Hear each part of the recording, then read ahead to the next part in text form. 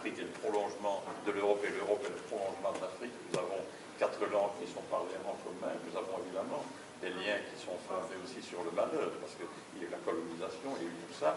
Mais en attendant, je reste intimement convaincu que si l'Europe et l'Afrique pouvaient créer une véritable alliance politique, elle basculerait le monde pour le meilleur. Je pense ça très profondément. Peut-être une dernière remarque. J'ai dit tantôt que l'Europe était dans le fond fondée sur une notion universelle. C'est quoi la notion d'universel?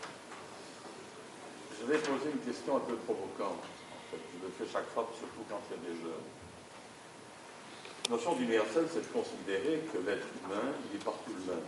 Que l'être humain a un droit fondamental. C'est celui d'aller et venir où il veut. Et c'est de s'installer où il veut, de vivre où il veut. C'est ça la liberté fondamentale. Et l'Europe, donc, comme partout dans le monde, chaque pays a des frontières. Mais si vous reprenez toute l'histoire des hommes, vous constaterez que pas un seul pays au monde est resté inchangé dans ses frontières.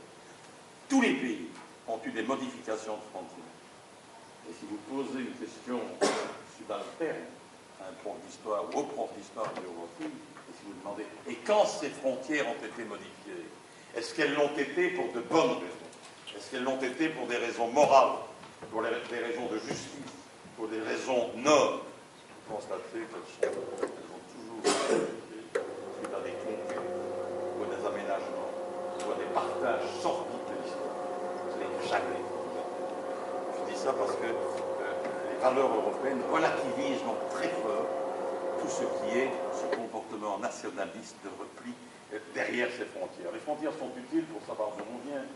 Les frontières sont utiles pour peut-être organiser la solidarité, parce que on n'imagine pas de pouvoir organiser une sécurité sociale à l'échelle du monde, en tout cas pas encore maintenant. Mais pour le reste, je pense qu'il faut voir vraiment l'Europe comme un vecteur d'ouverture, comme un vecteur de respect des autres, comme un vecteur de démocratie. Voilà. Alors maintenant, je vais vous demander de poser quelques questions, parce que malheureusement, il y a le problème de la salle. Voilà, merci beaucoup.